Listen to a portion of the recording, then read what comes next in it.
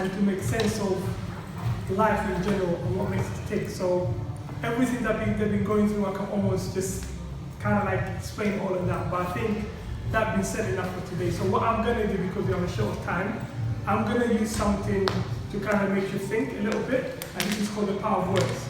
So what I want you guys to think, don't overthink it, just feel it, okay? So imagine when you say the word problem.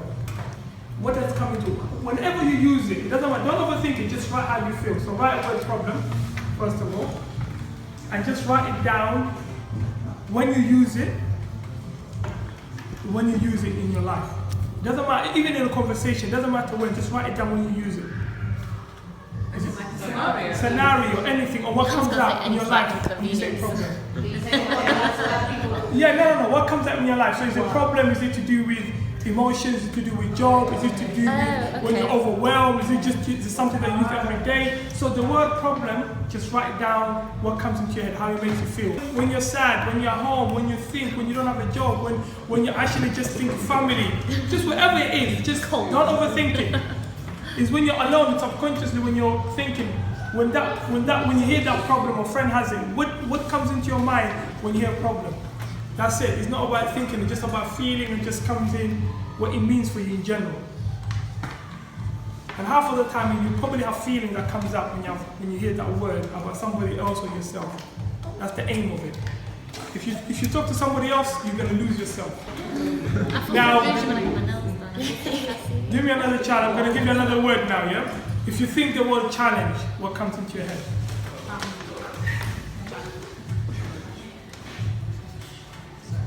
Okay? I want you to write now the word can't. Sorry? The word I can't. You know, like I can't do. Now, think about it. When you use that word? Can't sing. Everybody done? Okay. Anybody can kind of get the gist what I'm trying to get at? Talking about how the word you use to think about a problem or an issue, it affects how you interact with it. So like, if you're sitting there saying, oh, this is a problem, and then if you're sitting there thinking this is a challenge, in your mind you're more like active, like, okay, this is a challenge, what am I going to do here? And then if you're thinking of it as a problem, you're kind of more stuck in mind frame. That's just like, that's exactly it. So the question is that whenever we use a word or we don't understand it, is that word has actually an essence of how we feel and how we believe. So imagine having a triangle of thinking, emotions, and action. All of these things go together. Now, when you say I have a problem, you automatically are powerless. You can't do that thing. That thing already disempowers you. Now, if you have anxiety or you have depression and you say it's a problem, you're never going to be able to come out from that place. You're not even allowing yourself to actually even have hope to kind of come out from that issue. That issue has already disempowered you in a more way than you can think. So when you repeat, I have a problem daily, every single time you say that, imagine a chip, part of your strength going away, part of your shine going away. So you don't even need an enemy to yourself. Now, the moment I say challenge, everybody was smiling. So when people think about challenge, they think, I can overcome this. I can do this. I can, this is a challenge. This is something that I can do. So just having that word, you using it, has subconscious kind of like affirmation within you. And we normally don't use challenge. When I speak to young people, say, would you use challenge? But no, man, that's not me, man. That's not a ghetto thing to say. You know what I mean? Challenge? What do you mean challenge, man? Come on. But when you say I can't, yeah, I can hear I can't. Yeah, a problem. Yeah, when my friend has a problem, I can deal with it. So it's always, we don't see the words that we use has impact on us. Now when I use I can't, look at the word I can't. It actually breaks your relationship in many ways. Most of the time we use I can't when we're speaking to our family members. No, I can't get you this. I can't do this. That automatically the person next to you is going to say, what do you mean by I can't? Because the first thing you're thinking, the second person thinking, when you say I can't, means you want to do it, but the reason is something stopping you from doing it. But you will think by saying I can't, we're protecting the person, but really we're actually breaking relationship with the person next to us. And when you say I can't, we normally use the word I can't over 60 times a day. If you use I can't in every aspect of your life, what's going to happen to you? You won't be able to have any empowerment, so you're able to break your promises without even realizing. So you're not taking ownership of your own self. So we don't even realize how much the words that we use has an impact on us. So we hear the word affirmation, affirming. We hear it, but we don't realize, because when people say it, we think, what the heck does that mean exactly? But because we don't realize how it affects us daily. Now imagine if you take the I can't out of there and put in I'm willing or I'm not willing. Now imagine your mom and dad say, go do this, and you say, Mom, I'm not willing to do this. How many of you can actually say that to their parents? Mom, I'm not willing. Yeah, exactly it. Exactly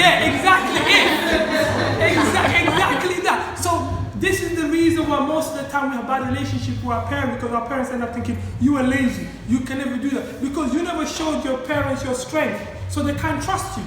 Because you're trying to protect your parents, but deep down what you're doing is you're affirming to your parents that you can never take responsibility, because they can't trust your word. So what happens is that when you start dealing with those who are closest to you, your brothers and sisters, and say, I'm not willing to do this, they might get hurt. They might keep calm, but they won't repeat to say, do it, because you already took ownership of that moment. So what happens, first of all, every time you say yes to people, you're saying 10 no's to yourself, or 100 no's to yourself. Every time you say no to people, you're saying 100 yes to yourself. So if you abandon yourself, who's going to rescue you? So when you say I'm willing or I'm not willing, who are you rescuing? Yourself. Thank you very much. And this is the problem that we're having. So if you're going to take something, I'm going to give you something to do. I want you just for this week only, no matter who comes into your life, not to use the word problem or not to use the word I can't. I don't care if you're at work, I don't care if you're at home, I don't care if you're your partner, use the word I'm willing or I'm not willing. Look at every aspect of your life. If it's either to do with work, if it's either to do with changing your life, if it's either taking a decision, every single aspect of your life. If you're not willing to do something, say, I'm not willing to do it at the moment. What's that taking? Within yourself, you're taking an ownership and you're being kind to yourself. And you know what? I'm not willing right now to push myself. I'm not ready for this. When is that going to be? I don't know, but it's not now at the moment. You're taking, so you won't be able to have regret when that moment passes, because you already accepted that I'm going to be kind to myself. Go for it. Does saying these words, I'm not willing to, also kind of mean that you need to say it with a certain tone? Because you could say, I'm not really willing to do that. Does it really matter? Yeah, the tone, first of all, the tone that you say is how you feel. Now, if you say, I'm not willing from a place of anger, what's going to happen? Because 70% of what we say is not what we're saying, it's how we say it. So how you feel, people are gonna respond to that. So when you're saying, if you're taking ownership for it, and you're saying, you know what, I know I'm anxious, I know I don't want a rejection, but I'm not gonna abandon myself. So my brother, my sister, I'm not willing to do this, thank you very much. A brother comes to your sisters and the brother asks your number, but you're not willing to give your number. When you say I can't, that brother ain't gonna leave you, but if you look at him and say, brother, thank you very much, I appreciate it, but I'm not willing to give you my number. Trust me, without even him knowing, he would already be disempowered just because of the word that you use. Because you empowered yourself, he get this minute, and you don't even know. The word that you use says so much about you that you don't even know. You can smile and say, brother, I love you, but I'm not willing to give you my number. Trust me, he'll be like, damn, where did that come from? He'll be thinking you're Black Panther sisters, you know what I mean?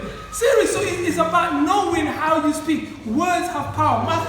Malcolm X, one of the things, the most powerful thing that he did, he shook America because of the words that he used. Words are the most powerful thing that you can use, but we forget that. Words relate to who we are, our identity, and how we form ourselves. So empower yourself so others can respect you and empower you. Any questions?